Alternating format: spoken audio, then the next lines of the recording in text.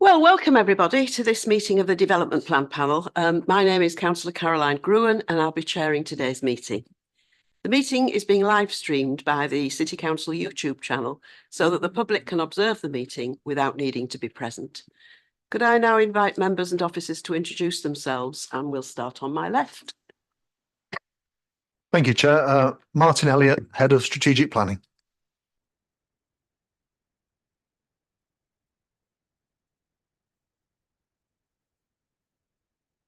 Helen Hayden, Councillor for Temple Newsome, Executive Member for Sustainable Development and Infrastructure. Hi there, Hannah Bithell, Councillor for Kirkstall. Kaylee Brooks, Little London and Woodhouse. Hi, good afternoon. Jim McKenna, Armley Councillor. Good afternoon, Councillor Peter Carlill, Carlin Farsley Ward.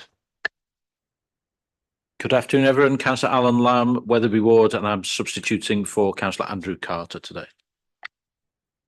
Good afternoon, Councillor Colin Campbell. Good afternoon, Councillor Barry Anderson, Adland Wharfdale Ward. Good afternoon, Toby Russell, Clerk to the panel. Good afternoon, Pippa Plumtree Varley, Principal Legal Officer and Legal Advisor to the panel this afternoon. Good afternoon, David Feeney, Chief Planning Officer. Good afternoon, Adam Harbour, Group Manager for Policy and Plans. So turning to the formal agenda, Toby, could you run us through the first 5 items, please? Yep, thank you, Chair. So agenda item number 1, there are no appeals against the refusal of inspection of documents. Item number 2, there are no items which would require the exclusion of the press and of the public. Under item number 3, there are no formal late items. Under item number 4, can I ask members to declare any interests? Thank you. And under agenda item number 5, apologies for absence have been received from Councillor Akhtar, Councillor Finnegan and Councillor Carter, and we have Councillor Lamb substituting for Councillor Carter. Thank you. Okay, thank you very much. We can now turn to the minutes, if we may, and I will take matters arising and accuracy together, please. So we'll start on page 5 of your packs. Page 5, page 6, page 7, page 8, page 9, page 10, page 11. You've got 12 missing. Page 12. And that's the final page. Are there any matters arising? Okay, can I take that as a correct record? Thank you. So we go straight on to our main substantive item, which is item 7, interim update on the local plan update. Thank you, Chair.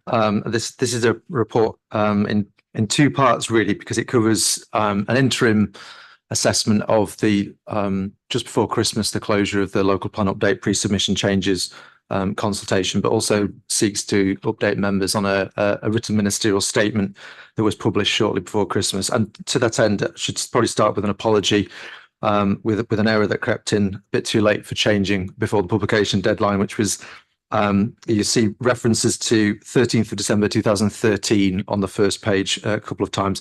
That should say 2023, not 2013. So apologies for that. That's entirely my fault. Moving on to those other aspects that I described, though, we start with the written ministerial statement. What the written ministerial statement does, which was, as I say, issued on the 13th of December 2023, it seeks to clarify a kind of uncertain situation that presented itself and has arisen since a 2015 written ministerial statement, which had appeared to be superseded but hadn't been formally revoked by government. And so this written ministerial statement issued in December last year formally replaces that one in terms of energy efficiency standards.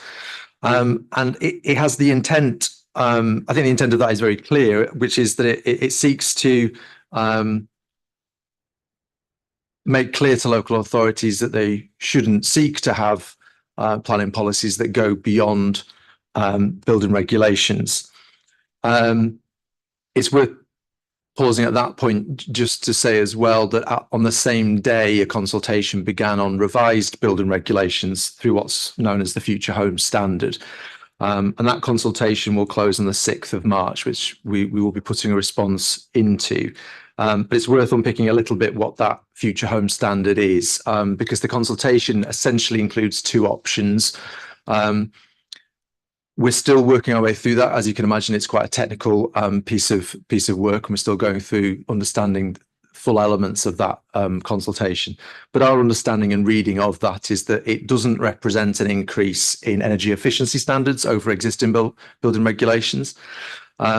Rather, its approach to energy efficiency is what we would describe as net zero ready rather than net zero itself. So by that, it's meant that it's waiting for a grid to be, well, the grid to be decarbonised. And when the grid is decarbonised, future dwellings and other buildings will be net zero because of a lot of emphasis on electrical technology being embedded. So a lack of boilers, use of air source heat pumps and the like.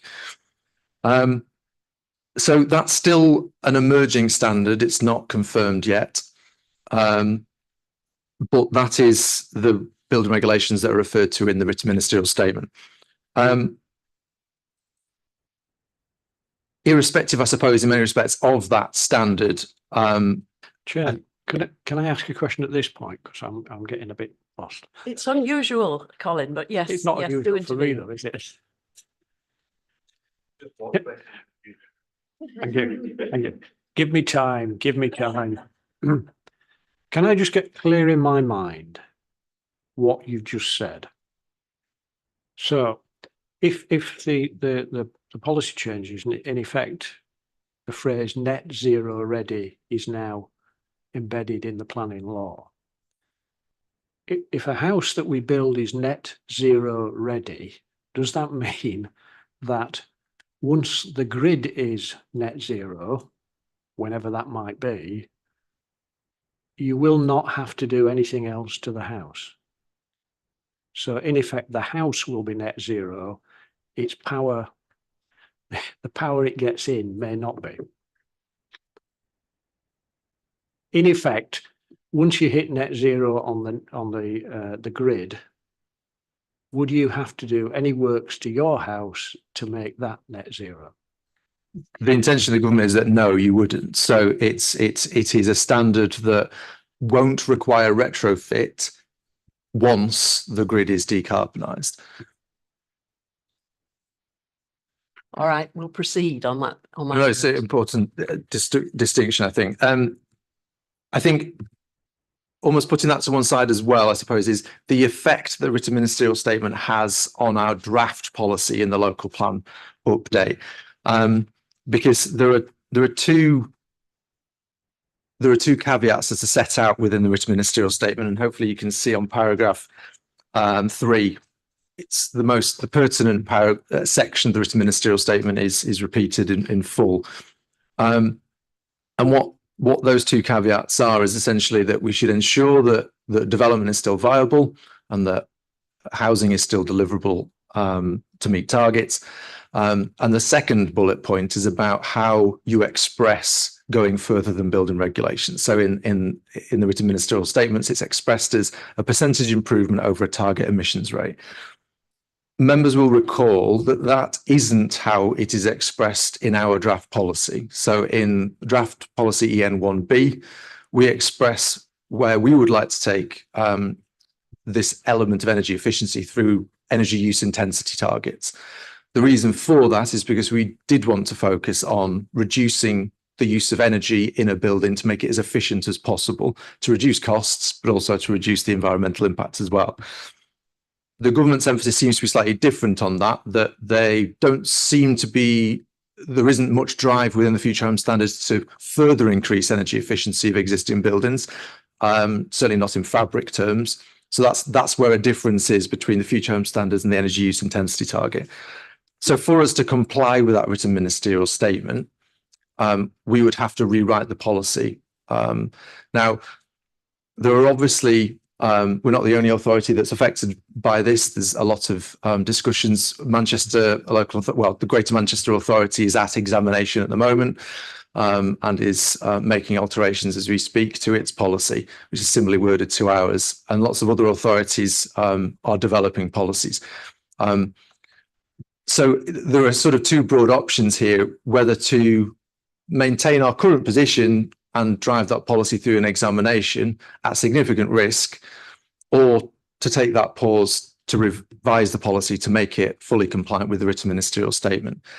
The reason why it's important in terms of the revision is that if option one was to keep the policy as it's written, one of the key tests of soundness is consistency with national policy.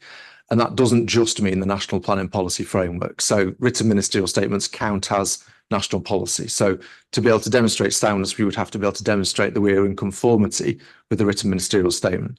So that's why there is a risk with not making alterations if we consider that our current approach isn't in accordance with the written ministerial statement, which in our view, it doesn't appear to be. I think in terms of that work with other authorities, as I say, the Town and Country Planning Association are coordinating discussions with other similarly affected local authorities, some of which are slightly more advanced than ourselves, who've just recently got policies adopted. Others are, well, the majority are probably a bit behind us. But clearly, we need to take a view on how we move forward on that, and that's something that we'll be working through over the next few weeks.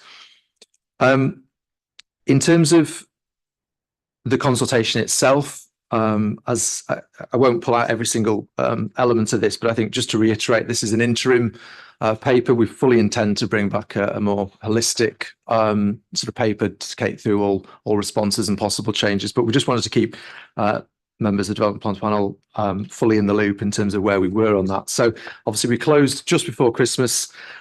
We got 44 responses, which, as we say in the paper, is a significant lower than we would necessarily usually expect for a full consultation. But I think given the nature of this consultation, which was a highly technical and specified edited version of the original consultation, which itself did get a good response on, I think as well the fact that we get a good breadth of responses. So we've had local people, we've had local groups, we've had members of the development industry, we've had national statutory consultees.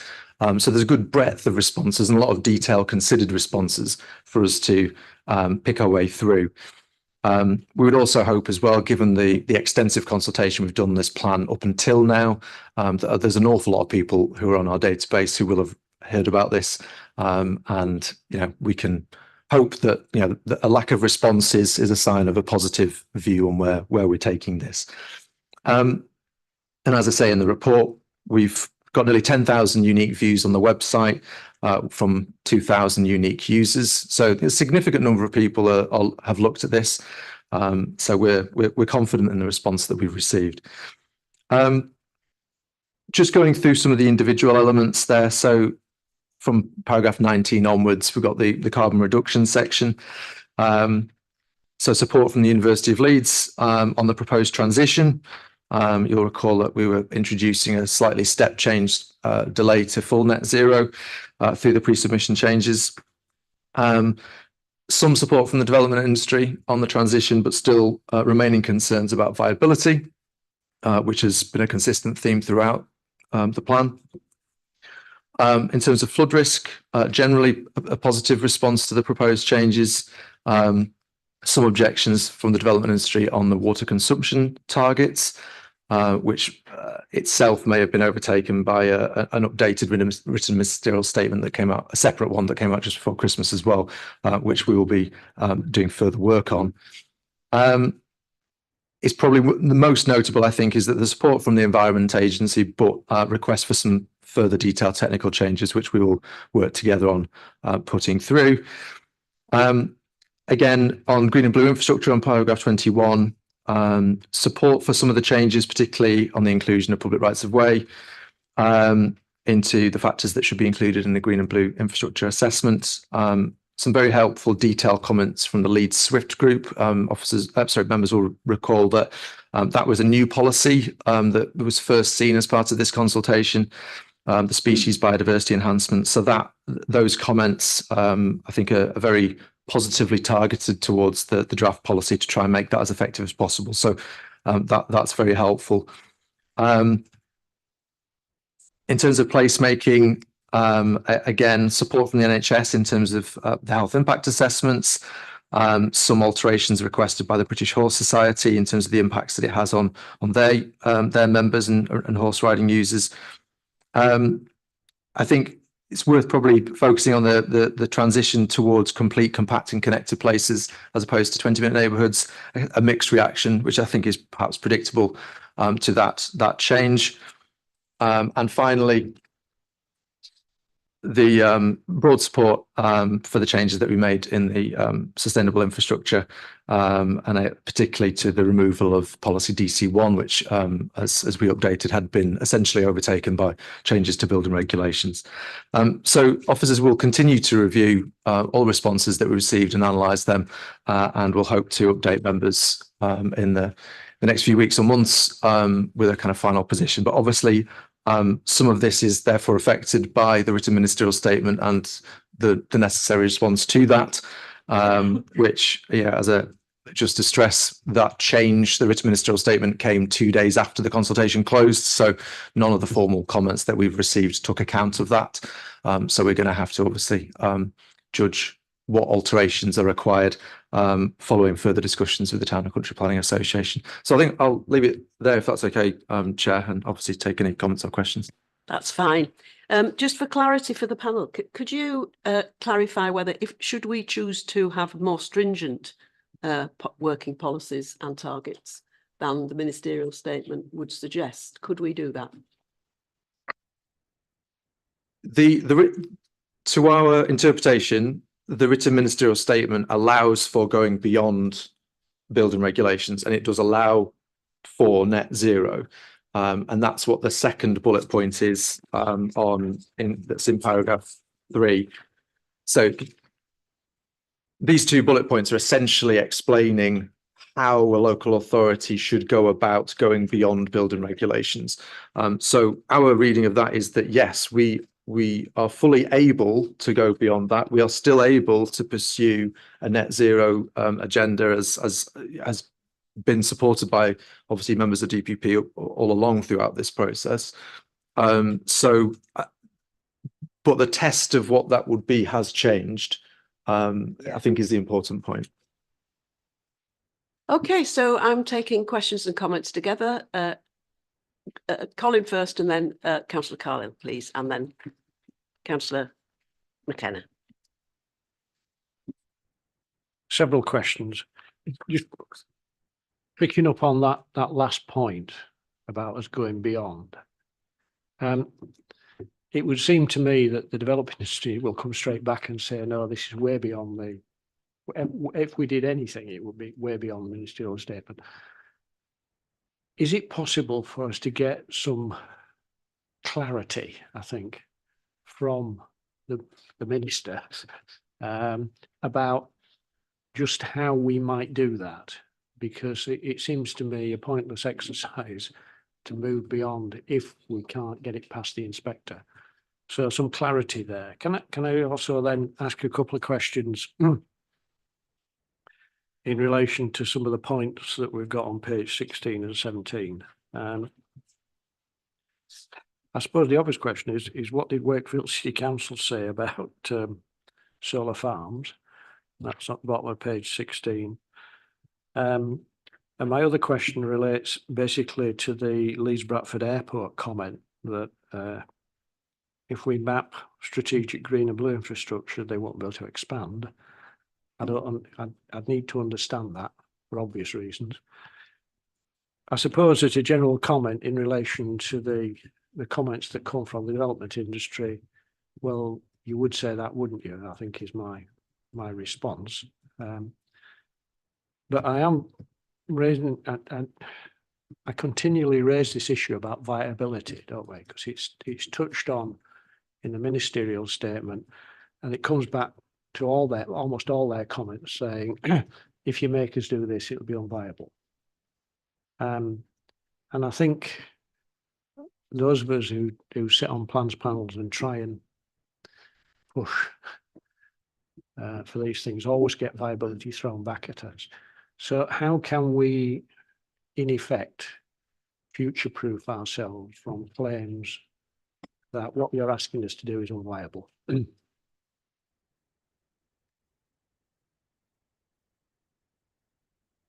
You Come okay, back on Helen? that. Yeah, yeah, That's fine. absolutely. Thank you, councillor. In terms of your first question, as well as the viability issue or the inspector issue that you mentioned, I suppose there's an issue around the availability of the infrastructure that's required to meet the standards that we would want to set, such as heat source pumps and so on. That's fine. And thank you for those questions, councillor Campbell. I think we can certainly seek clarity from the department and the minister about how we can go beyond the standards set out in the written ministerial statement. I think what's really helpful, as I say, is that at the moment Manchester are at examination and are amending their policy, working with the inspector, we assume, to get a policy that is found sound. I think that will be enormously instructive to us to see what the inspector considers to be appropriate, because clearly the inspector is having to use the written ministerial statement now to make a judgment on what is sound, what isn't. So I think that will be very helpful, and we understand that we've seen a draft of their policy, which I think is now out to public consultation.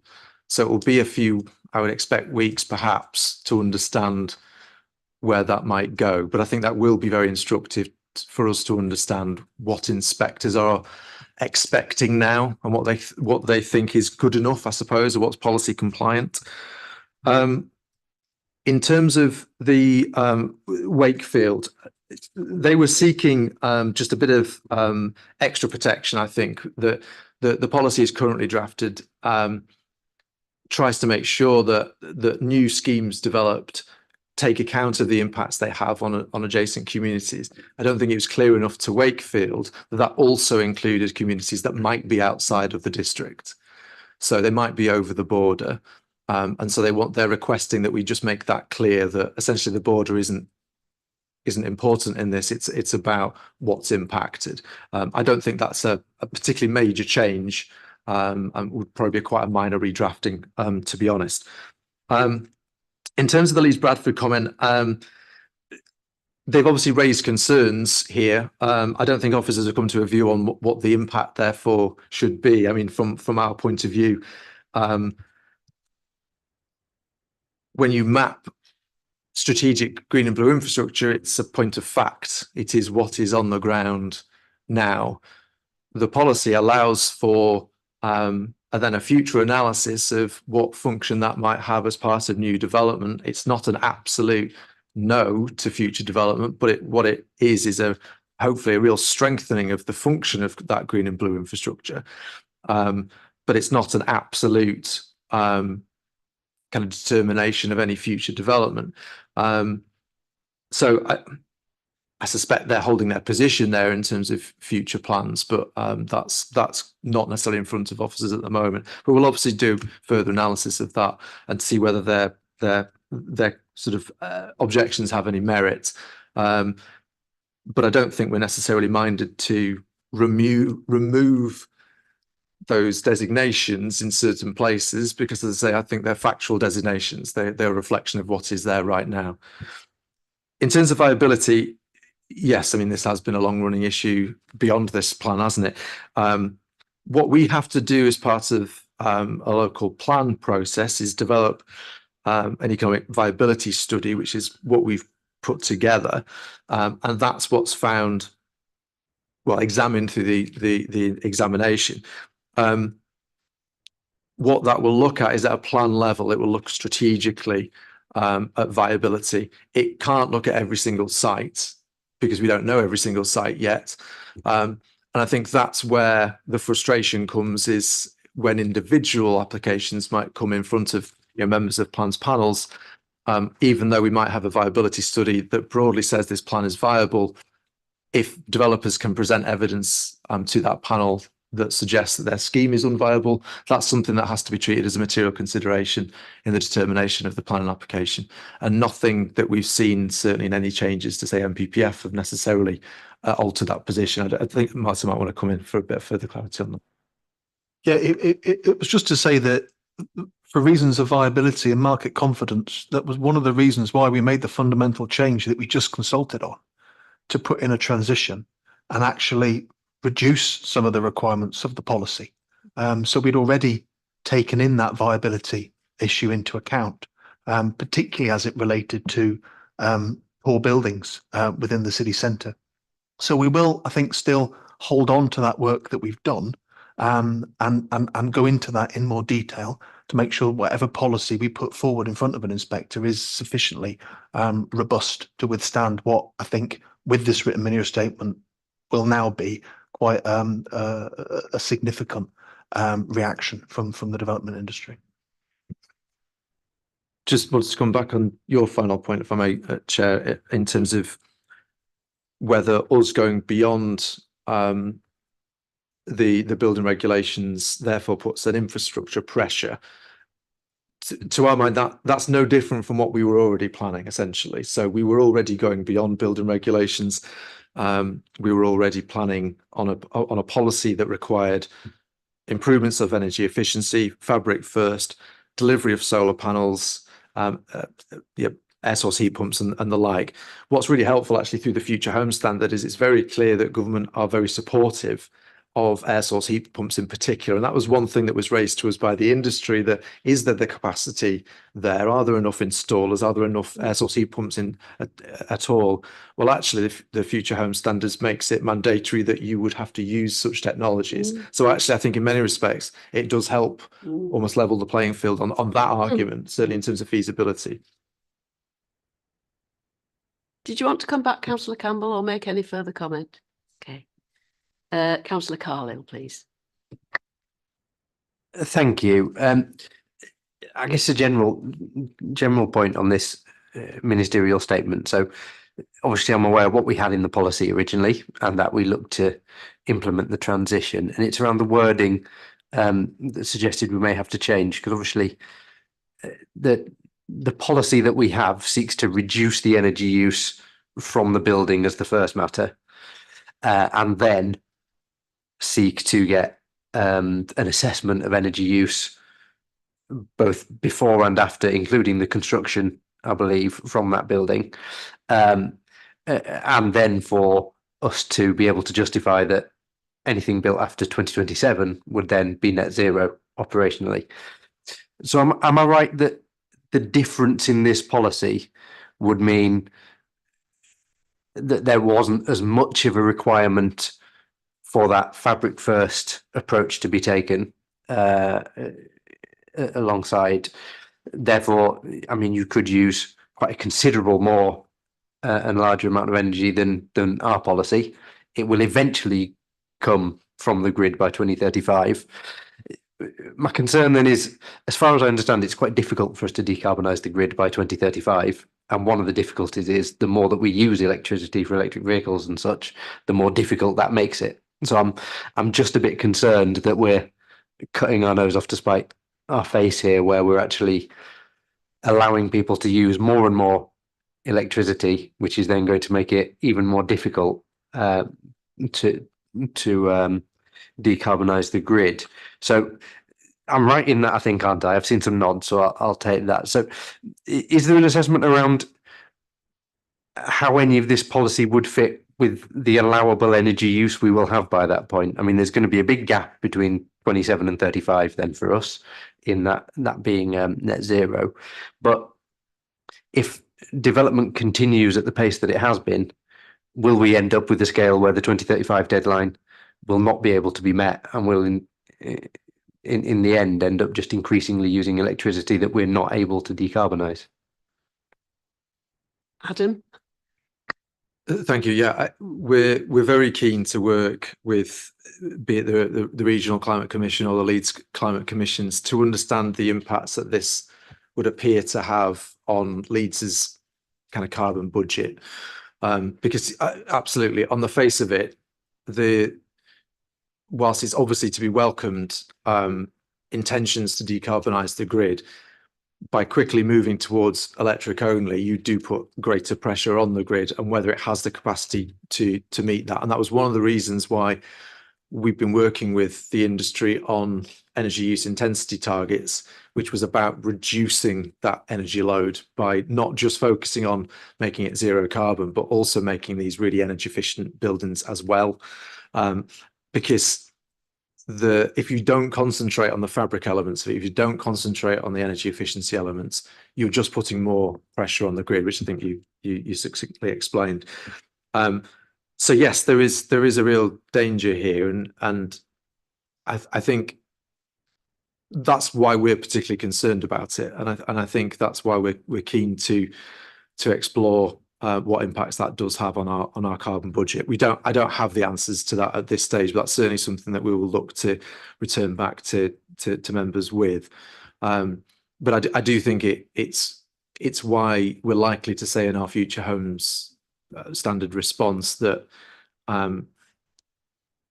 whilst it's welcome to be putting so much emphasis on, say, the air source heat pumps and electric heating solutions, without looking at improvements to fabric and improvements of energy efficiency in other ways, it would almost conversely seem to make it a longer time before we decarbonize the grid, because you're putting so much pressure on the grid. So that's our concerns at this stage, and I would repeat that we do need to go through that Future Home Standard consultation in more detail, because there's a lot to it, and as I say, there are two broad options within it, so it's not clear which one the government are going to go for at this stage, or it does seem to be that there is perhaps a preferred option. But yes, I think you're right in what you're saying there, Councillor Carlo. Okay, Councillor Carlo, to move on. Councillor McKenna, please. Thank you, Chair. It may seem a silly question, but I think it's probably an important one. What weight does a written ministerial statement have on our policies in the short term and obviously the longer term? I understand that some of these proclamations will have to be tabled before Parliament. So we do seem to be not quite there yet, unless I totally misunderstood what I've read. Pip might want to come in here at some point, but our understanding is, I think it depends at what stage you're making a decision. So if you're, in terms of plan making, this counts as national policy. So for plan making purposes, an inspector has to use this to determine whether the plan is in conformity with or consistent with national policy. So I think in terms of plan making, it has a huge impact on making a judgment on the soundness of the plan. And obviously a plan has to be found sound for it to be adopted. I think in decision making, and this is where perhaps people might correct me, it's a material consideration. It's not law. It doesn't have to be, it's not statute, you know, it doesn't have that weight.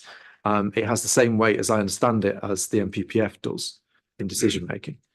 So it's perhaps a slightly nuanced position on the weight that you would give to it, but it's not the same as the Planning Act or equivalence. It is a policy statement rather than a legal statement, is my understanding.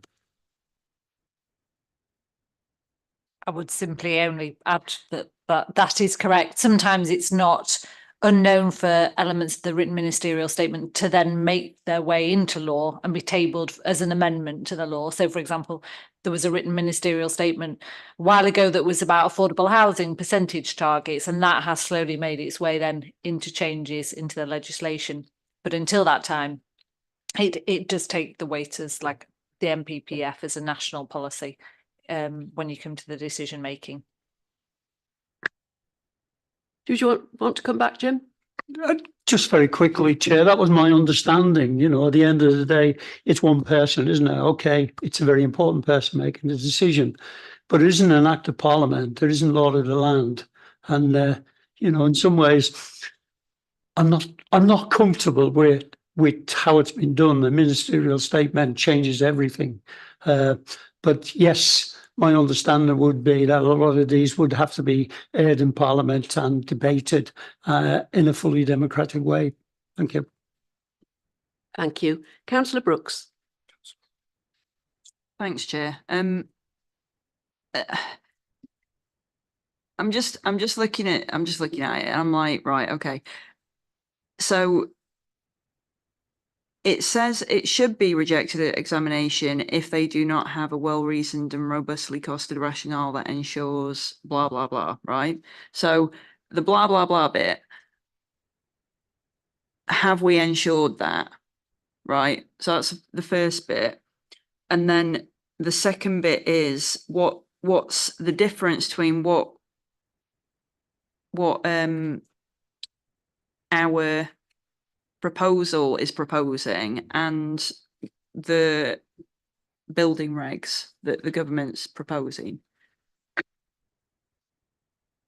So in terms of have we complied with those two bullet points, the first one that we feel confident that we have, but if we have to do further work in terms of viability, then clearly we will do. And it might be that a redrafted policy may require a reconsideration of the viability position. In terms of the second bullet point, no, we don't comply with that second bullet point, and I think that is the issue here. Our as read, our policy is not expressed as a percentage uplift over a dwelling's target emissions rate. That's not how our new policy is expressed. So that's the issue, Councillor Brooks, and that's what we would need to rectify to make that policy compliant with the written ministerial statement. Sorry, Martin. Didn't mean to interrupt you. I suppose the point to get across to members is because it's explicitly referencing viability in the written ministerial statement, we already have a system in place through the NPPF and practice guidance around viability. But almost by referencing it again, it kind of doubles up on that point. And I think my sort of personal professional view would be that it raises the bar on that issue for us as we enter examination. So I think it does make it more difficult for us in that respect. Do you want to come back, Councillor Brooks? Yeah, thank you, Chair. I'm still a bit unclear as to what the difference is between what we're proposing, like, and what the government are bringing forward, or is it a case of we don't know yet? It's trying to wrap my head around it as well is part of the issue. So apologies, you're watching a man think. Yeah, she's always quite dull. I suppose it comes back to I think the question that Councillor Campbell asked at the beginning as well, in terms of what the Future Home Standard proposes isn't net zero. So a building will have emissions, and they will be carbon emissions. And the only time where they will stop having carbon emissions is when the grid is decarbonised. So because the grid is made up of a lot of, obviously we have a lot of wind, we have a lot of solar, but we also have a lot of gas as well. So because there is a lot of carbon mix in our energy delivery, until that entire grid is decarbonised, houses built under this standard won't be zero carbon. And we don't know when that grid is going to be decarbonised for reasons that Councillor Carlow raised. In terms of what the written ministerial statement is asking a policy to look like, as opposed to what ours currently looks like in terms of our draft policy, ours is expressed using energy use intensity targets. So we set minimums of how much energy should be used. I think it's basically kilowatts per square meter across different types of buildings. And that's to try and drive down the amount of energy that a building uses to really increase the energy efficiency. And then we ask, whatever that number you get to is, you then need to generate the same amount of energy through solar panels on site. And if you can't do it on site, then you need to pay a sum to offset that amount. So that's how we're trying to make individual buildings, or at least developments, net zero carbon. The way the government express it through the written ministerial statement is a quite simplified percentage uplift over the target emissions rate. And Councillor Carlow raised this point about one of the benefits of energy use intensity is that you can kind of check the performance of a building throughout the process, whereas target emissions rates they're a quite they're quite simplified, I suppose, and not necessarily checkable. They are something that is estimated. But it would be simple, whether it would be easy is a different thing, but it'd be simple to say, well, and this is what Manchester we think have done, is say, well, our requirement is 100% increase of the target emissions rate over building regulations. And that will then get you to zero carbon. So that is, I think that's how you would draft a policy to comply with the written ministerial statement. That's what Manchester have attempted to do. But we don't know yet whether the inspector in that case has agreed that that is in conformity yet. We would hope that there's been a dialogue there, that they wouldn't have publicised a policy if the inspector hadn't given them some kind of indication. But I don't know is the honest answer to that, to be honest, at this stage. I think we'll find out soon, or at least I hope we will. Sorry if that wasn't very clear, but No, it was as clear as you can possibly make it, and it's basically what I suspected. So thanks for confirming. Councillor Lamb. Thank you, Chair. Apologies in advance if this becomes another man thinking out loud, which it might do. So the way I have to put things in simple terms to make sure it makes sense to me. So I kind of see this as a management instruction from the minister to his inspectors, effectively, and it's pretty clear and unequivocal. So the bit that I'm toying with in my head is what the outcome we want to achieve hasn't changed. We can't, through the planning process, control the decarbonisation of the grid. You can, through the planning process, control how efficient a building is. And we want people to build homes that are as energy efficient as humanly possible at the time, that are still affordable to build and still affordable for people to buy. And effectively, that's what we're trying to craft into a policy. And the minister is saying, we think what we're doing nationally does that. And therefore, if you ask for more than that, that's going to affect the viability. So I suppose my question that I'm coming to, is there a pragmatic way, or well, is the effect of that going to mean homes are less efficient that are built in the planning period than we thought they would be, or we hoped they would be? Is there a pragmatic way that we can go to the inspector and say, right, well, we're going to do two things in parallel from this point. We're going to deliver a policy and put it in front of the inspector that delivers what we want, which is the journey we've been on. But in parallel to that, we're going to prepare a fallback. So if the inspector doesn't buy and doesn't agree that we've met those two tests, we don't then have to go back to the drawing board. We already have a position ready. Is that the pragmatic way to move forward here? So a long way of asking the question. Thank you, Councillor. No, I think that makes sense. I think you're absolutely right that where we're trying to get to here hasn't changed, and I think what we're trying to do, and I hope what I'm trying to explain, is that there is a route through here. I think there's a route clearly within the written ministerial statement. There's an instruction there about how we should go about this.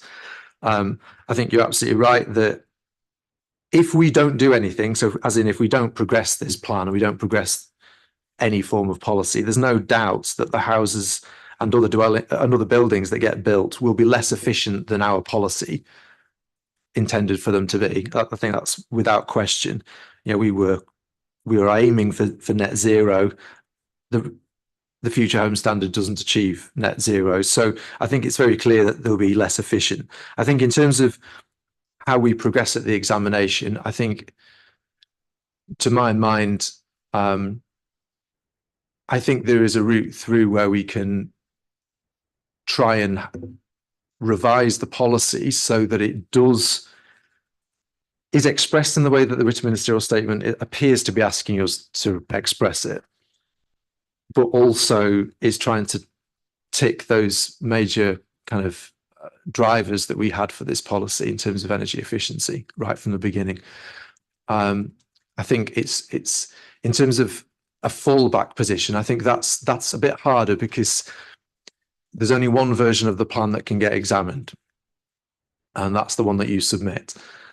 What I would hope, and has consistently been the case, I suppose, I think throughout examinations, is that, you know, inspectors don't want to find plans unsound. You know, they want plans to be found sound, and try and be pragmatic and try and work with authorities. And I think,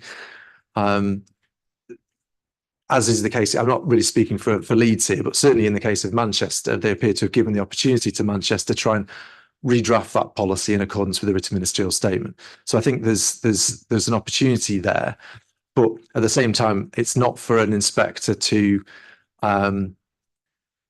rewrite your plan for you. You know, that's the job of the council and officers to do that. So I think we need to be a bit careful about having too many fallback positions, but I think there may be opportunities for further discussions with the inspectorate there, and it perhaps comes back to an earlier question about clarity from the minister and the department itself about how they'd like us to play this. But in the meantime, I think it seems clear to us that redrafting the policy so it's in accordance with the written ministerial statement is the sound approach, I think, in the literal definition of that word. Councillor Anderson. Hopefully briefly, by looking at paragraph 33, it seems to be suggesting that there's going to be a delay of potentially up to 6 months. So are we at danger of not achieving some of our other objectives, which we have got in other parts of the plan, by continuing to push this? Much as I agree with what we're planning to do, right, but putting that aside, would we not be better to push ahead with what we have got agreement on, can take forward to inquiry, can get put into our planning process, and we can start in plans panels starting to deliver? Otherwise, we're waiting for another 6 months, and if the latest experience with the site allocations plan is anything to go on, we might end up in a bit of ping pong whilst the council disagree with what any inspector said. The inspector asked for clarification. We spent another few development plans panel meetings debating it and discussing it. And before we know where we are, we've lost some of the other impetuses that were there. So what I'm saying is, should we cut our losses, deliver what we can apart from this one, and then we're delivering a good part of what we all cross-party can agree to?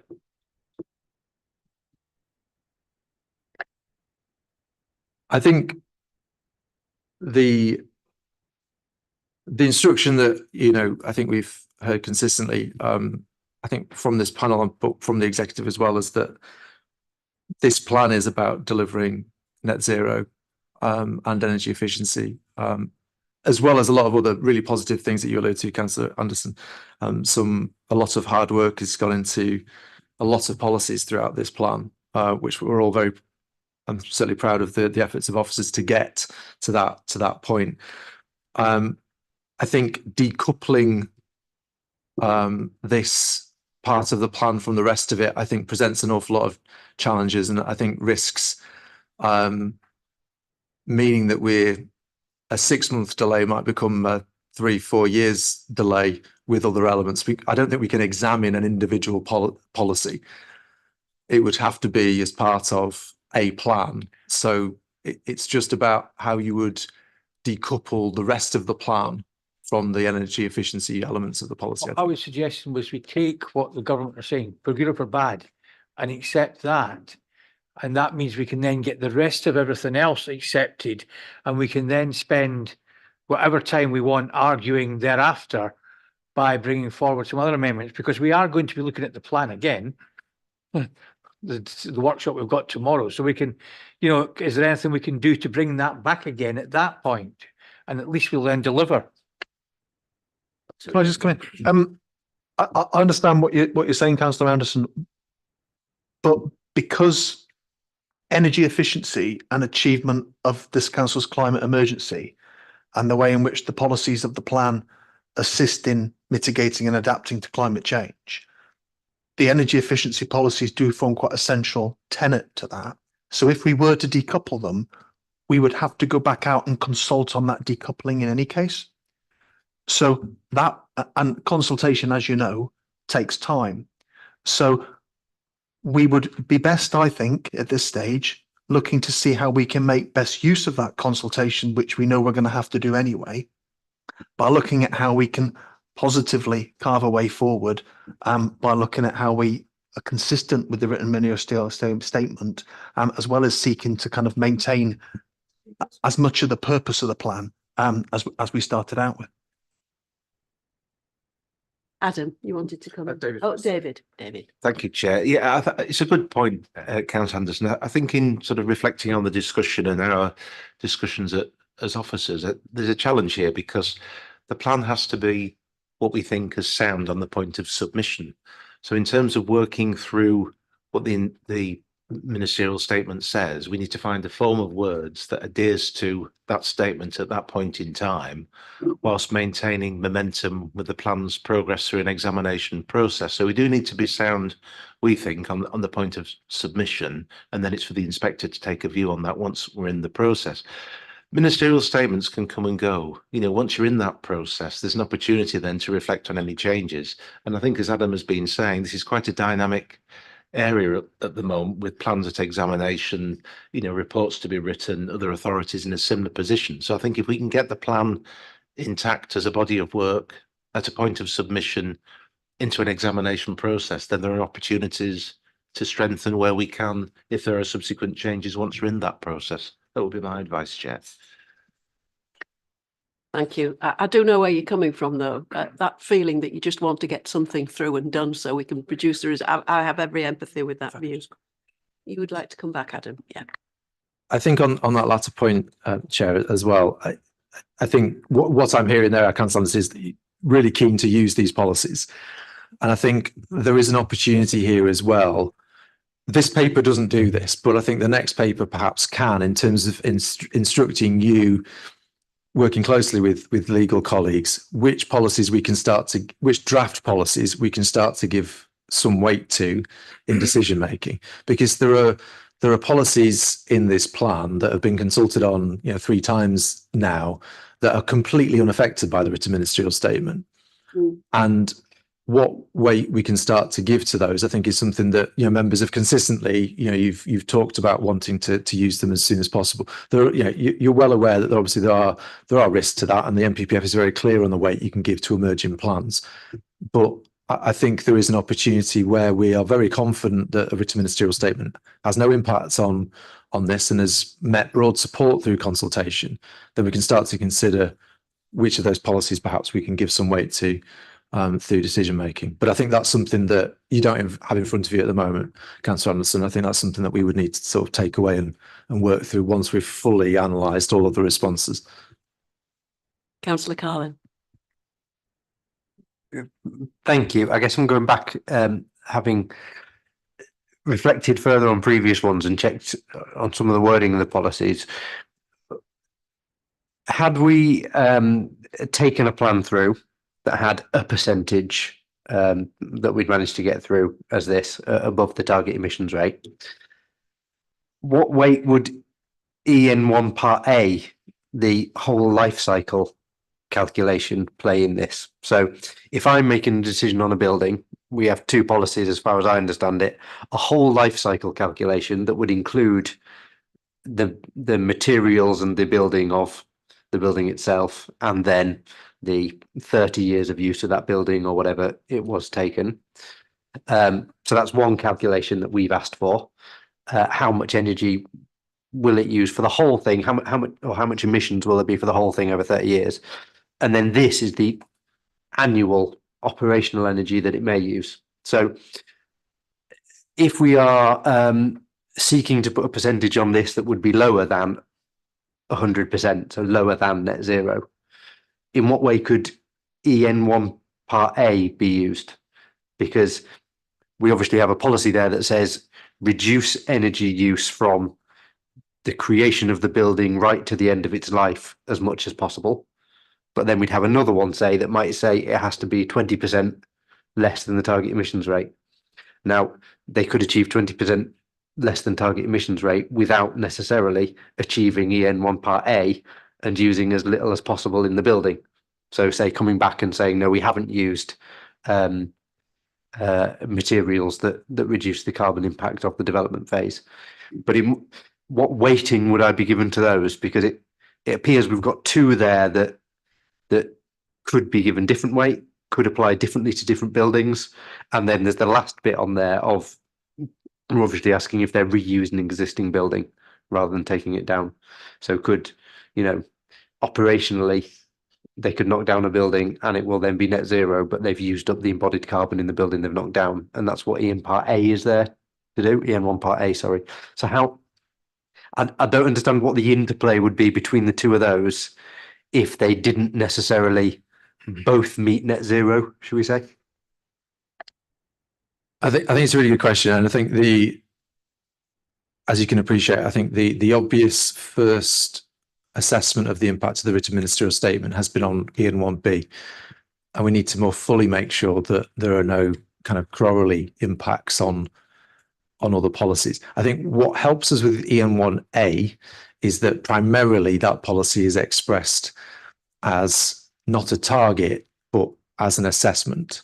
So they need to demonstrate that they've understood and put together data for us as part of their whole life cycle carbon emissions, which is a massive change for the industry because so far that's not required of them.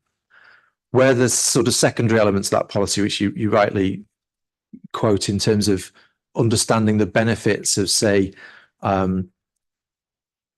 demolishing a building as opposed to reusing it, I think we can reflect on the specific wording in the written ministerial state. You think if I said that word enough times, I'd be able to say it. That it really does relate to energy efficiency. So as it describes, local energy efficiency standards. So if our policies don't actually relate to local energy efficiency standards, then that written ministerial statement doesn't apply. So I think it's just about being clear, because local energy efficiency standards, to my mind, is about operational energy, buildings in use. That's what that means. So we can get further clarity on that. I think we clearly do, but that's how I interpret that written ministerial statement. That's what it's talking about. I don't think it's referring to anything that's not essentially sits outside of building regulations or anything that doesn't really relate to the operation of a building. So I think calculations of, presenting us with data on whole life cycle carbon emissions, I think is unaffected by this written ministerial statement. I think we're still well within our rights to request that, because we're not setting a standard. So that's how I interpret that. I think when we're asking for justification of how it's better to not demolish a building than it is to demolish a building, I think we probably just need to double check how that might be expressed, because if you're picking up a confusion there, then there's clearly a question to be answered there. So we can further take that away, I think, just to make sure that we don't think we're falling foul of the written ministerial statement there. There's perhaps also an issue with things like the policies around, say, home quality mark as well, because home quality mark includes within it some requirements about energy efficiency. So we need to make sure that that's consistent with the written ministerial statement. So whilst my focus on the paper has been EN1B, because that's the obvious implication, there are other policies that are affected by this that we also need to make sure that we've kind of done the full due diligence on. Sorry, thank you. Yeah. Because I think doing the assessment is valuable, but actually the policy says demonstrate actions to reduce life cycle carbon impact. Now that would give you the desire of, if that was to make sure they had taken all actions possible, then that would give you, in essence, what Part B is meant to achieve. So we have two there that obviously worked in tandem.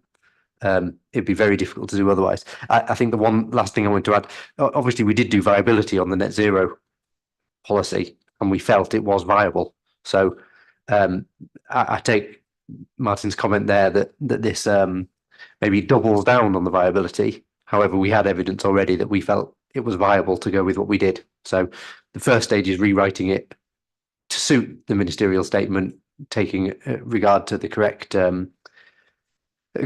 referencing the correct target emissions rate and the percentage beyond that.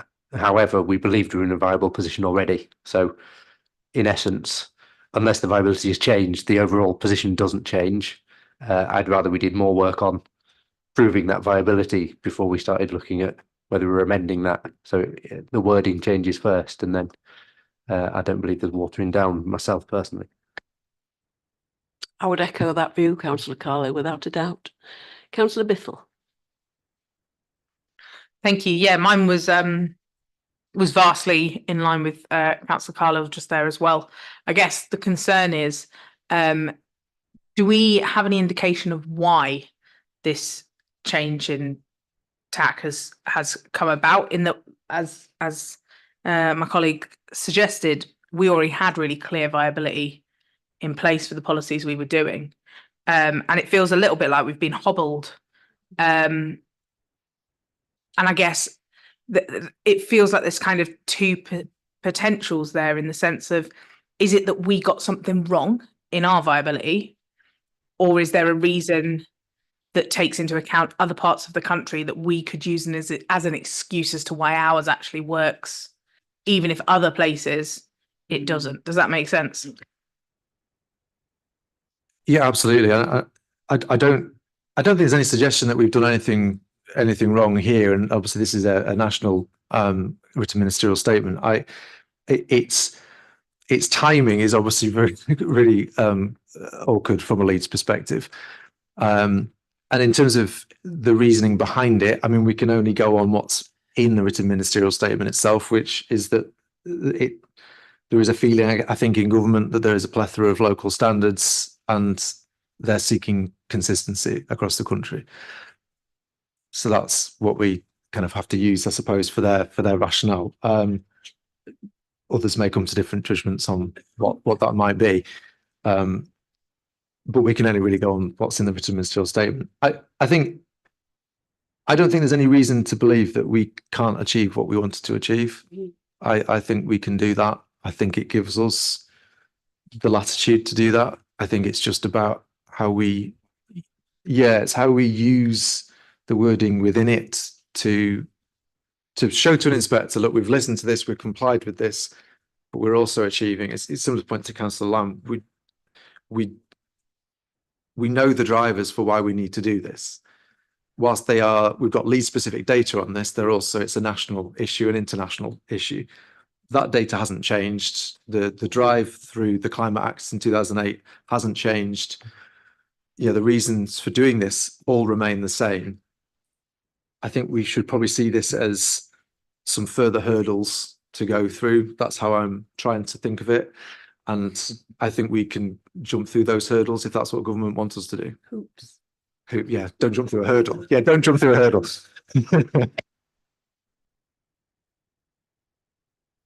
Martin, can I bring you in? Thank you, Chair.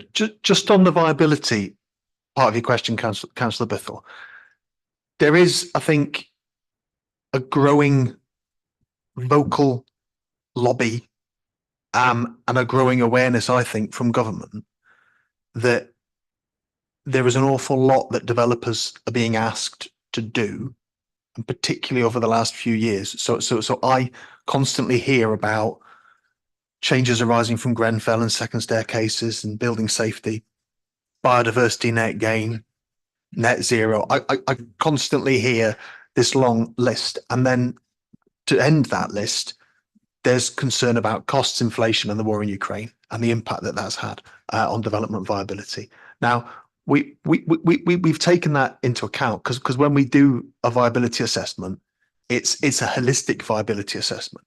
And we look to make sure that all of our policies can be achieved at the same time. But I think fundamentally that depends on the price at which a developer pays for land and the price at which a landowner is prepared to part with land.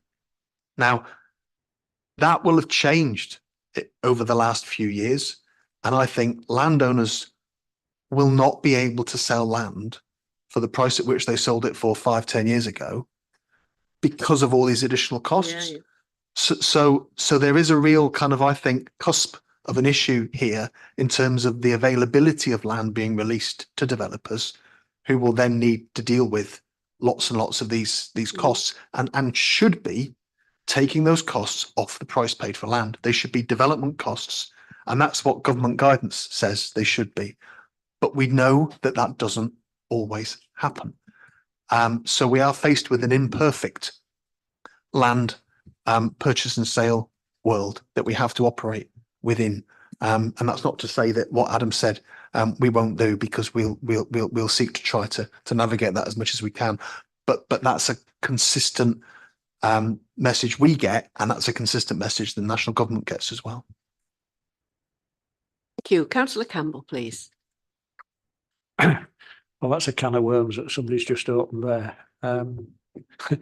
You know, I've just said to Barry, government may well be saying one thing, but the district valuer says something completely different. And viability is almost out, in my opinion. Just to, sorry, I'm trying to get a clear view, and I know we've said about men thinking aloud, but this has sort of come as a bit of a curveball, really, hasn't it? The ministerial statement. And so getting your head around it's quite an issue. It would seem to me that effectively what we will be saying is that our aspiration for the totality of the plan, and that's all the elements of the plan, not just the development elements, is for net zero. Okay? But we may want to use a different phrase in relation to development. So it may well be development zero. And I think the rationale, the reason there's been a ministerial statement is because ministers have been under pressure from the development industry. Because you could argue, not that I would, but you could argue that in some ways, the lifetime carbon of a development is impossible to calculate, because at no point beyond after you've built it do you know what the grid carbon will be. And so I can see the rationale of saying we could look at the figures up to the build point, but after that, our policy, you could say, if you're a developer, was fining the developer, i.e. asking them for a payment over a factor they can't, they have no control over, i.e. the grid. And I think, as I say, we may need to use a different term in relation to development than our basically net zero, because we can't impose that element. I think, you know, you talk about various stuff, and I've got to know it says reasonable profit, which is what the other ministerial statement says, you know, not about carbon neutral or what you pay, it's about reasonable profit, and reasonable profit is 20% is supposed to be, isn't it? Something like that, which is quite a substantial profit for any business other than development. And so that in some ways, the phrase that they use about a standard across the country, I can see the value of that, actually. And I can recall when we were having this discussion about housing need, and every authority said, can we have a national standard as to what housing need is? And eventually the government produced one, and we changed our local development plan to reflect that. Well, actually, we've changed it again, haven't we? Because effectively it says somewhere else in these papers that you don't have to follow that anymore. There doesn't seem to be any rationale in that anymore. And so I wonder if somewhere down the line we're going to end up with the same issue, in that ministers will then say, well, actually, I know we have this, theoretically, this national one, but I'm under pressure from Bedfordshire. And so we need to change it. Okay, that's speculation on my part. When we turn the page 18, I noticed another note that I made, so I'm sorry to drag you back. Page 18, right at the top. 7. Objections from the development industry that requirement for play sufficiency facilities as currently drafted should not apply to all forms of development. Okay. I think, Hannah, you'll remember we looked at a block of flats somewhere, didn't we, where they were actually going to build a play area for the kids. And we all said that's a great idea. I'll forgive me, but I'll do what I used to do years ago in relation to the old development plan and say, we don't need to call it a play area. It's an area where you can play. And an area where you can play is applicable to 1-year-olds, 10-year-olds, 20, 30, 40, 50, 60, 70-year-olds. It may come as a shock to you, but I occasionally go out and have a bit of a muck about. And I don't think we accept, I don't think we accept, do we, that adults need a space to relax. Well, we call it relaxing. Once you get beyond a certain age, it's about relaxing, isn't it? If you're 10, it's a play area. If you're 20, it's an area to relax in. But it's the same thing. And so I think maybe if we use the phrase a space to play in, or that sort of thing, I don't think developers can reasonably resist that. Because if you work in an office, as I've said often on city plans, you know, it's June, it's warm, it's a sunny day. What are you going to do? You can't sit in your office and look out the window and think, at least I'm outside. A small area outside. I think we should stick with that. I'm really keen that we embed that in the principle of development, particularly in the city centre, that everywhere we'll have that relaxing space for people to use. I have never been in any doubt whatsoever that play is relevant and necessary for all age groups, cradle to grave. There is absolutely no question. There is proven evidence that it enhances both growth and life, and it is essential to humankind. Whatever you want to call it, it's that not having to achieve but wanting to have fun type of activity is necessary for absolutely all of us, and it's fundamental for children as they're developing. So I would support everything you've said. But I mean, I've been asking actually for training in play for plans panel members for quite some time. And I still think we should go ahead with it. I've not seen a play specialist in our midst ever, I don't think. And it's absolutely crucial in my view that we understand what we mean when we say play. And I was very disappointed to read the phrase that you've just been quoting. Somebody else indicated, I think, and in my passion, Councillor Brooks, and then, yes, okay. Thank you, We'll Chair. just hear from Martin first, if you don't mind, Councillor Brooks. Okay. So just on the place efficiency, the phrase place efficiency has a particular meaning within the council, because the council's carried out a place efficiency audit, and that will set out how really not just planning responds to children's play, but how the whole of the built environment needs to be focused to allow for play to happen.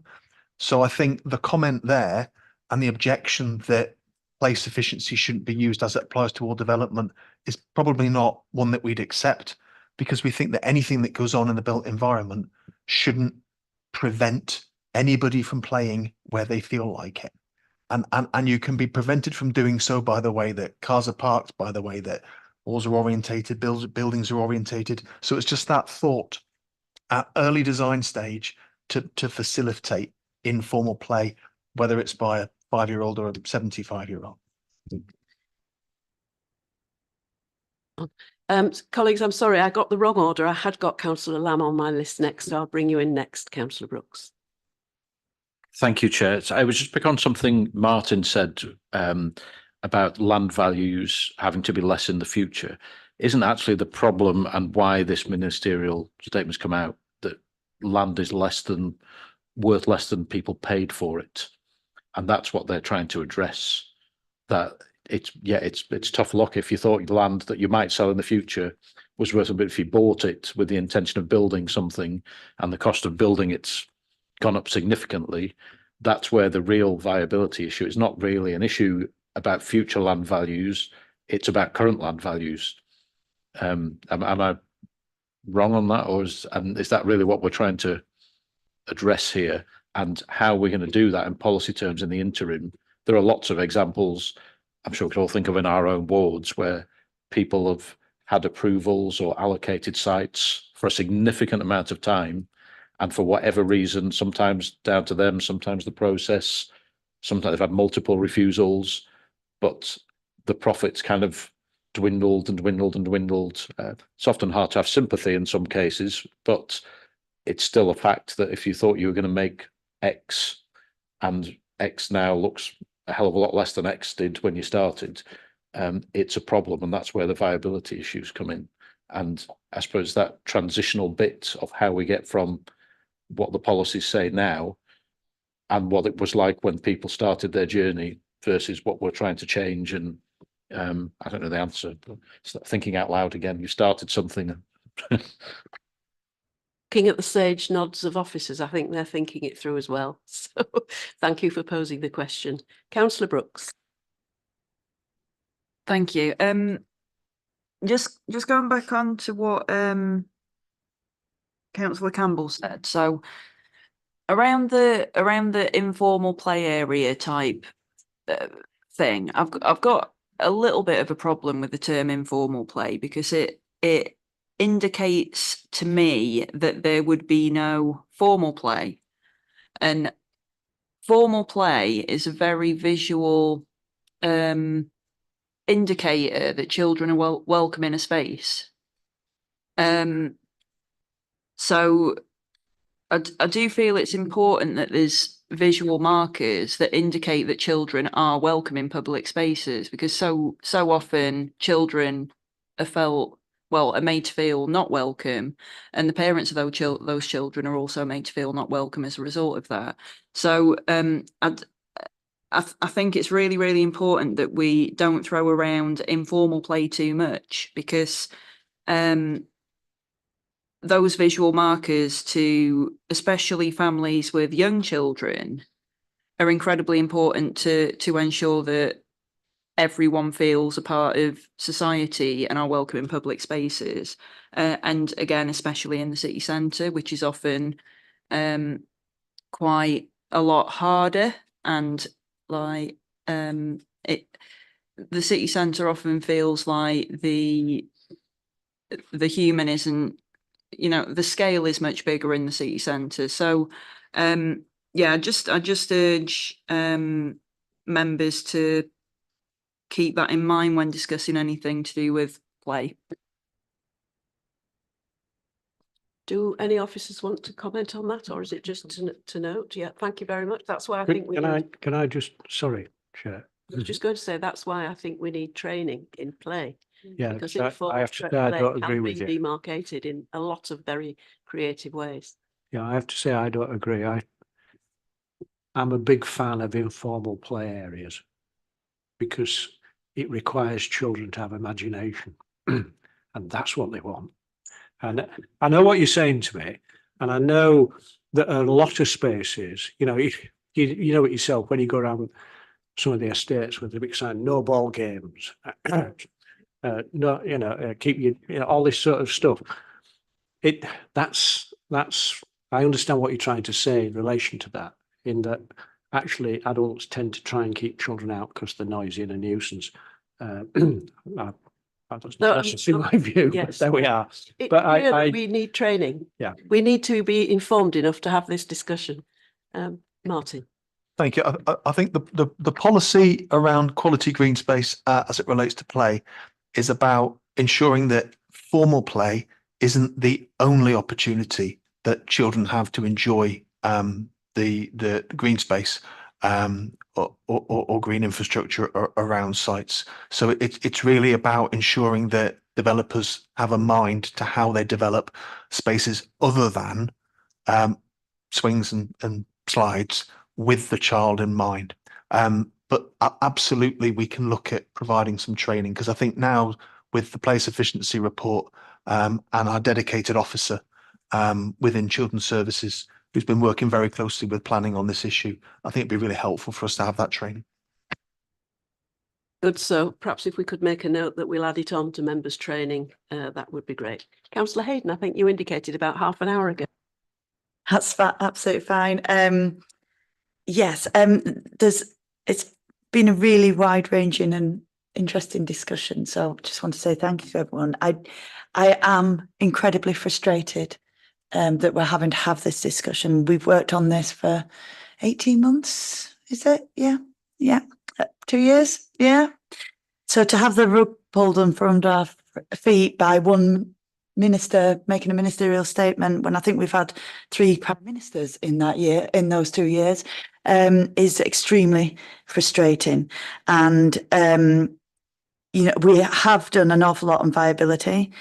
What frustrates me is that to depend on the grid being decarbonised loses the benefits that having a decarbonised home brings, but not just to the environment, but to the people living in it, to have a warm, safe, secure, but energy efficient home means that you're not spending too much on your energy bills, which we've seen over the last 2 years go up exponentially. That has big benefits, huge benefits, long term, for the people who are going to buy these homes, who are going to live in these homes, and huge benefits for the environment, because you're not having to wait for the grid to be decarbonised, because you won't be using that much electricity, or even if you are using gas, you won't be using that much gas because you'll be in an energy efficient home. So I really hope that through the rewording, we can keep to a materials first approach, that we're not depending on the grid being decarbonised. And that's going to be a mammoth task to fully do. And there will always be curveballs like the war in Ukraine 2 years ago that will upend our plans to do that. I want to thank officers for again just dodging these curveballs that are thrown at us, and keeping calm and keeping just seeing the bigger picture and what we can achieve. And we do have to press on. We do have to agree something, in my view, and as close to what we were originally planning. And viability will always change. Land values will go up and down, and it's not an awful lot to ask for a development to be as green and as safe and as efficient as it possibly can be. I don't think in the year 2024, that's an awful lot to ask for. Thank you, Chair. Thank you very much, Councillor Hayden. Do I see any more hands, comments, questions? So the report is actually down for us to note. I think we've definitely done that and had a good old discussion around it as well. Can I also thank officers for producing the report and for doing all that thinking that had to be done in order to put these things in front of us. We have appreciated the opportunity to discuss it. So moving on to agenda item 8, we pretty much have taken account of this in the discussion that we've had. I got that wrong. This one, no. Oh, sorry, I thought it was the statement. Right, okay. So we'll move on to item 8 then, please. Thank you, Chair. So this is about just really sweeping up some recent changes from government around wider changes to the planning system and the National Planning Policy Framework, as well as the Levelling Up and Regeneration Act. So in December 2022, the government consulted on proposed changes to the NPPF, and they received over 26,000 responses as a result of those changes. So it inevitably took them quite a long time before some of those changes were reported on and actually brought into effect within the NPPF. And paras 5 to 15 of your report set out what those changes to the NPPF are. They mainly relate to housing. So flexibility in relation to local housing need setting, for example, is one of those changes where the NPPF clarifies that the outcome of the standard method should be the advisory starting point for all local authorities to consider housing, and noting that any assessment will be subject to examination. Setting out as part of housing delivery that there is no requirement on a local authority to review or alter its greenbelt boundaries, but it can choose to do so if it feels that is justified because of its local housing needs and its specific circumstances.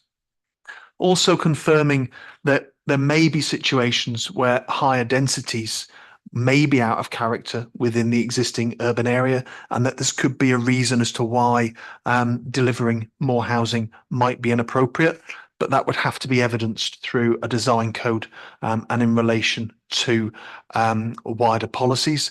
I think the government's initial wording around this was that higher densities could automatically be a reason as to why you shouldn't deliver, and so being out of character should be an automatic reason as to why you needn't deliver your full housing needs. The government in this change as well are also sort of stepping away from the 5-year housing land supply, which I think members would agree is a good thing, and making some relaxation of that. So local authorities now not having to demonstrate a 5-year land supply where their plan is up to date and less than 5 years old.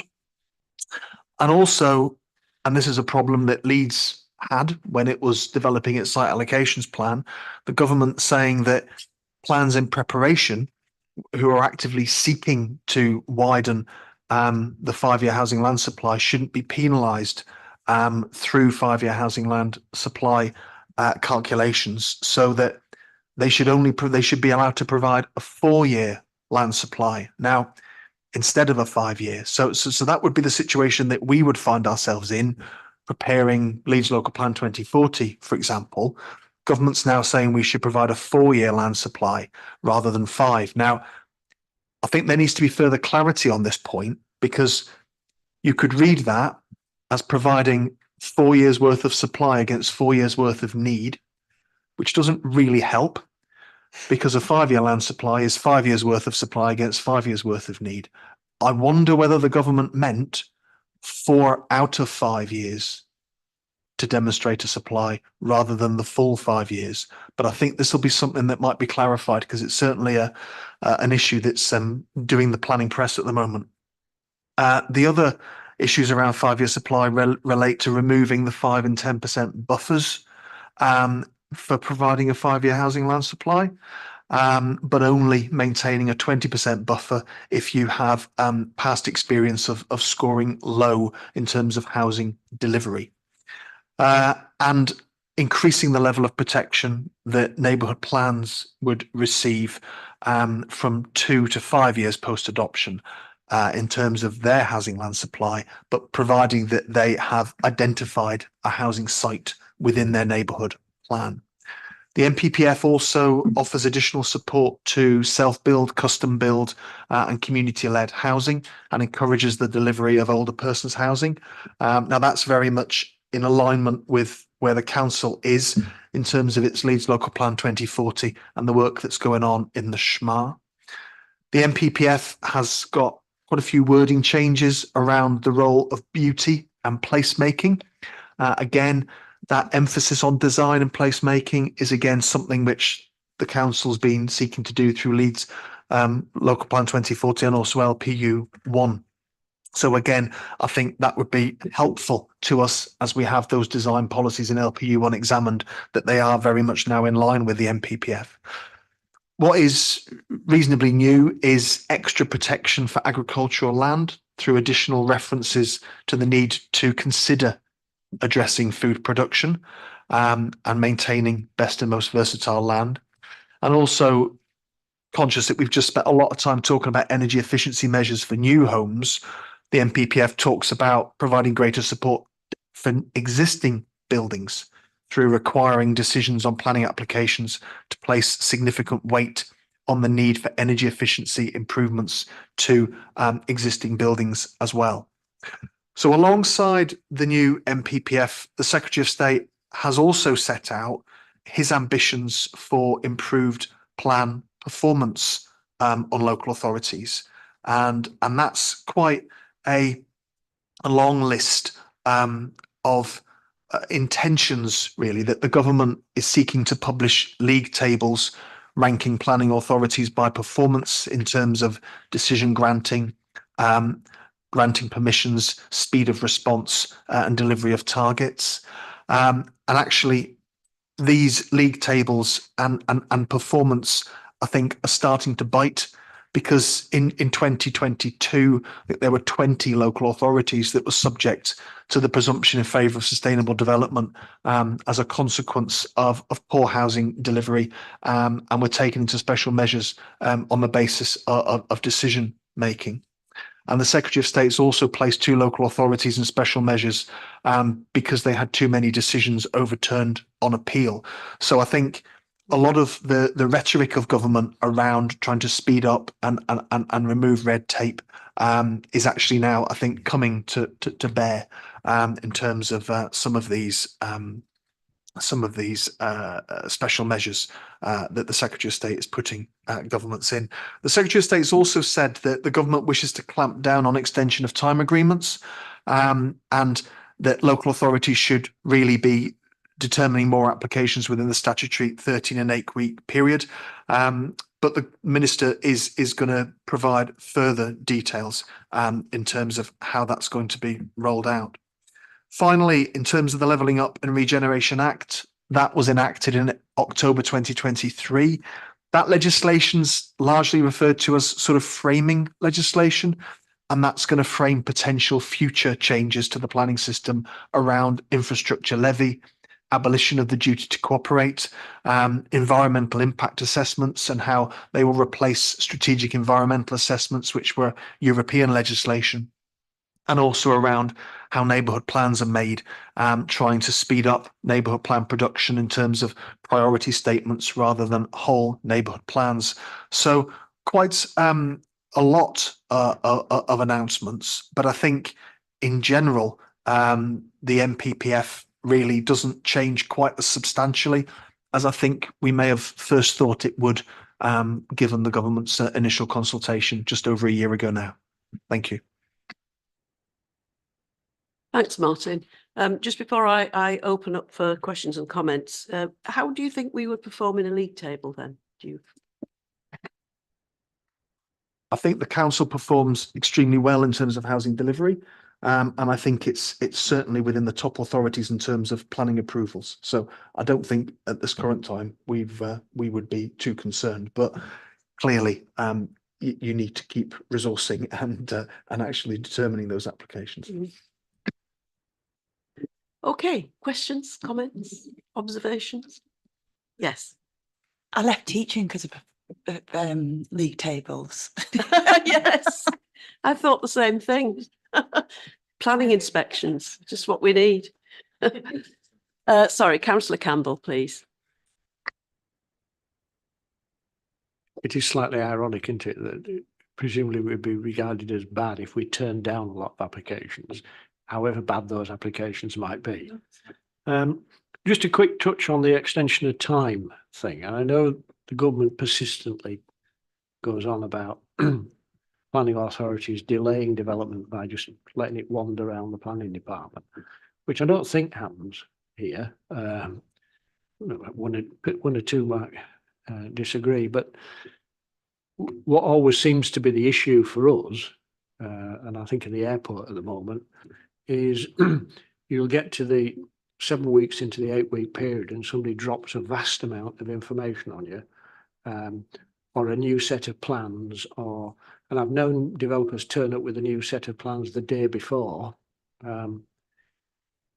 Is there any indication from the Minister, or can we lobby the Minister to make, in effect, keeping to the timetable, something that both ourselves and the developer does?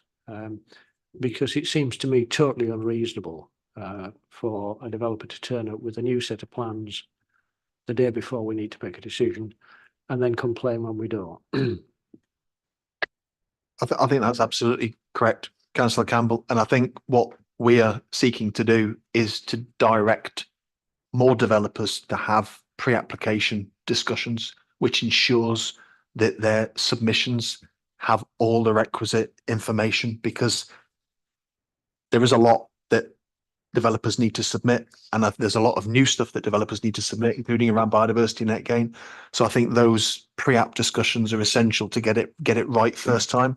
And I think that if you don't get it right first time, but you have to wait as a result of not getting it right, the council shouldn't be penalised for that. Well, you're right, and I don't disagree with you. And I can cheerfully say that last year I said to 3 major developers in Otley, have you spoken to the planning department about this? No, we don't think it's necessary. We've done a public consultation, and therefore we're just going to go ahead. Right, but we can't make people undertake a pre-application discussion. Obviously, we all know it's much better if you do, because you come in with an application that gets passed. Are we in a position, when it relates to validation of an application, to extend the criteria of documentation we need to have in our hand before we validate? So you've just produced a long list of new things. Can we add that to the list of things that you need to produce to get the application validated? Because that's when you start counting. Yeah, Councillor, it's my understanding that we can, and that we would work on I can't remember what it's called, is it a validation checklist? Yeah. So work on our validation checklist. And I think as well, it's just notifying development industry about the changes, and that we are there through the pre-app service to actually address any questions on that. But I think your question was, can we say this to the minister? And I think, yes, we will be saying that to the minister. Councillor McKenna. Just a very quick one, Chair. I mean, I guess the reason why we're so good in the league tables and so high is that we do try to negotiate with developers, and sometimes the 13 weeks or the 8-week is extended by mutual consent, and I think that's beneficial to all parties. Probably why we don't turn down as many as some other authorities, and I'd hope, Martin, that type of arrangement can continue, because to me it's very important. I mean, the point that Councillor Campbell just said regarding having all the information in front of you, we recently deferred one in Cross Green that didn't have the information. It had a pencil line drawing instead of, a quality drawing, and all it resulted in is delay from the developer. I mean, they need to do their job so much better. I think we all of us agreed around the table that it was a good development, but we just didn't have the proof we needed. So we lost another quite a bit, actually, because it was end of November, and we didn't do it till very recently, a week or so ago. So that type of negotiation is crucial, and it means that we don't necessarily, it's not good enough, we refuse it. The R word is rarely used. We talk about how we can improve and what it needs to do to pass mustard with a panel. So I'd like to think, as I say, that type of approach will continue, as it's essential.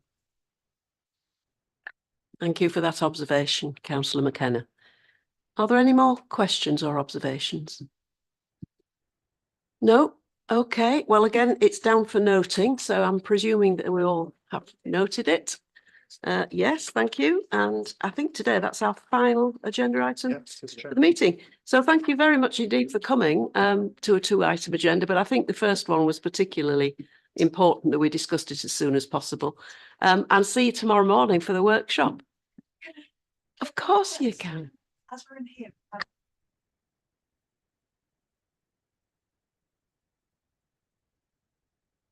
Do we have people available to set it up? A link, Teams link. Can we do that?